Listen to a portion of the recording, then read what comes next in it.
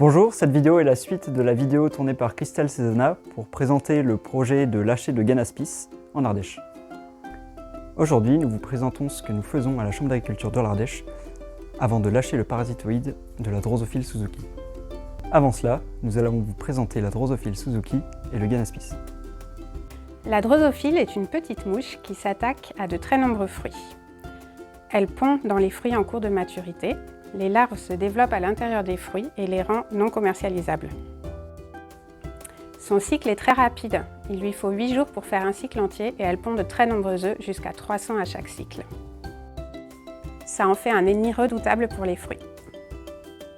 Le Ganaspice, lui, fait partie de la famille des guêpes, mais ressemble aussi à un petit moucheron. Il ne pique pas, il pond dans les larves de la Drosophile Suzuki. Le Ganaspice se développe alors à l'intérieur de la larve de la drosophile qui ne peut pas survivre. La Drosophile Suzuki se développe sur différentes plantes hôtes, comme des plantes sauvages, la ronce, le sureau, l'aubépine, mais aussi l'argousier. Elle se développe aussi sur des plantes domestiques qu'on connaît mieux comme le cerisier, le framboisier, le fraisier. Pour les lâcher, nous avons choisi des sites sur lesquels il y a beaucoup de diversité et d'abondance de plantes hôtes. Un autre critère de choix, c'est la présence de fruits tout au long de l'année. L'objectif est d'introduire les Ganaspices sur ces plantes hôtes afin de diminuer les populations de drosophiles aux abords des vergers.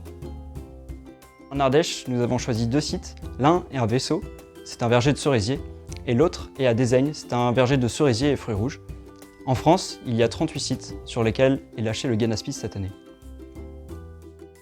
La première étape avant les lâchers, c'est de quantifier les populations de drosophiles déjà présentes dans les parcelles. Pour cela, on fait plusieurs prélèvements de fruits sur les différentes espèces hôtes et à plusieurs périodes de l'année. Revenu au bureau, on met ces fruits dans des cages d'émergence pour voir ce qu'il en sort comme insectes.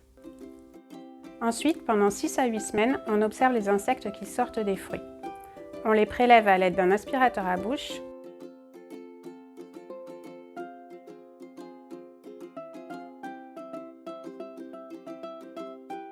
puis on les met dans des tubes avec de l'alcool au congélateur.